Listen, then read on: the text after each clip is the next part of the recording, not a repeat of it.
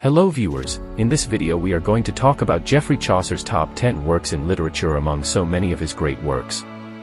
As you all know, he is known as the father of English literature. Let's briefly review his top 10 works. Number 1. The Canterbury Tales. The Canterbury Tales is a collection of stories told by a diverse group of pilgrims traveling together to the shrine of Thomas Becket in Canterbury Cathedral. Along the journey, each pilgrim tells a tale, revealing their personalities, values, and perspectives. As they share their stories, conflicts arise, friendships form, and truths are revealed, reflecting the complexities of medieval English society and human nature. Through humor, satire, and social commentary, Chaucer weaves a tapestry of medieval life, exploring themes of love, betrayal, greed, honor, and redemption. The tales entertain, provoke thought, and provide insight into the culture and values of Chaucer's time.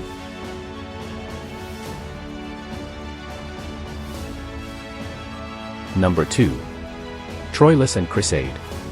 Troilus and Cressade is a tragic love story set during the Trojan War. The narrative follows Troilus, a Trojan prince, and Cressade, a noblewoman, as they fall deeply in love. However, their happiness is thwarted by the machinations of fate and the betrayal of those around them. Despite their genuine affection, Cressade is forced to leave Troy and marry another man, leading to heartbreak and tragedy for both lovers. Chaucer's work explores themes of love, destiny, loyalty, and the fragility of human relationships amidst the backdrop of war and political turmoil.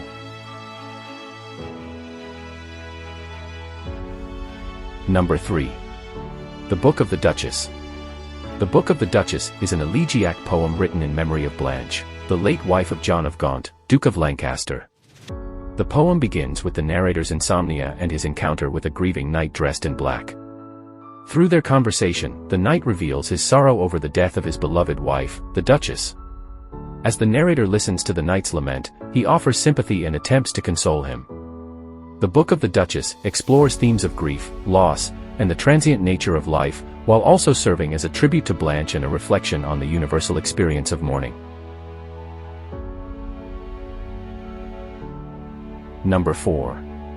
The House of Fame. The House of Fame is a dream vision poem.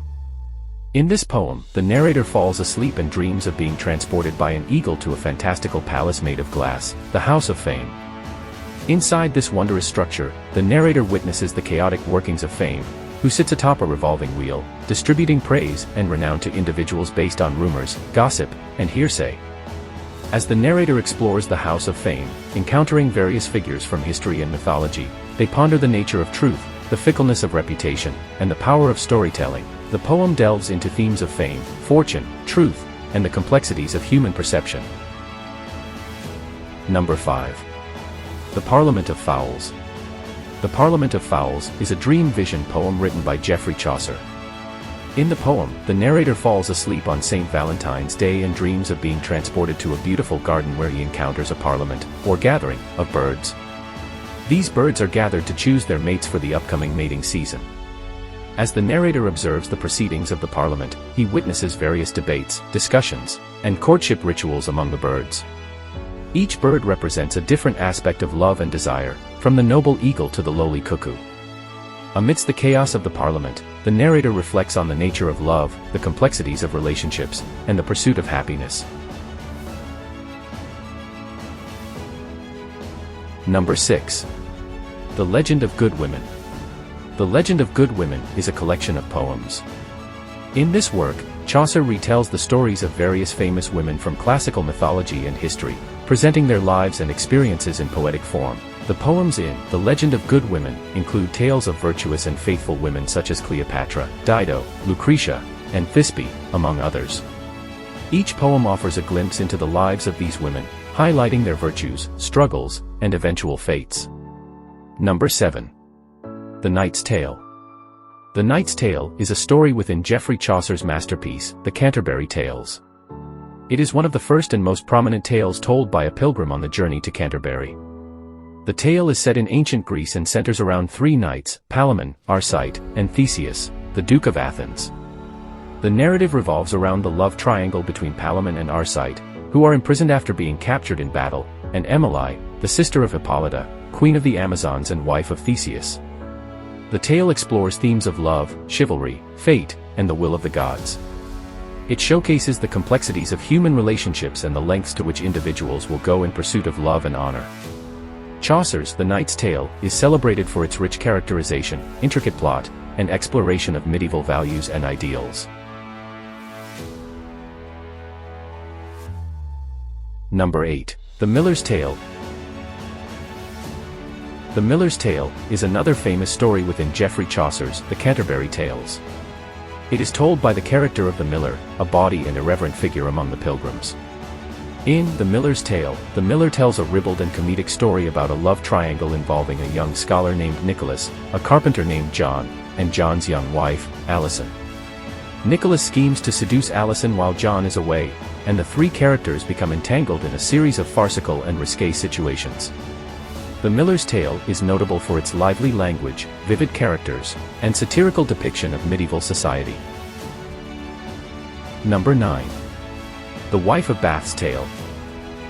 The Wife of Bath's Tale is one of the most famous and intriguing stories within Geoffrey Chaucer's The Canterbury Tales. It is narrated by the wife of Bath, a bold and outspoken character who is on the pilgrimage to Canterbury.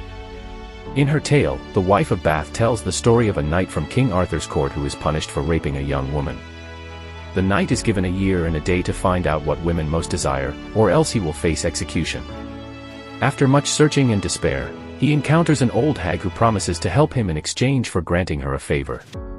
The hag tells the knight that women desire sovereignty over their husbands and lovers, and the knight returns to King Arthur's court with this answer. As a reward for his honesty, the knight is spared, but he must marry the old hag as his punishment. Despite his reluctance, the knight agrees, and they are married. Number 10. The Pardoner's Tale. The Pardoner's Tale is a morality tale within Geoffrey Chaucer's The Canterbury Tales.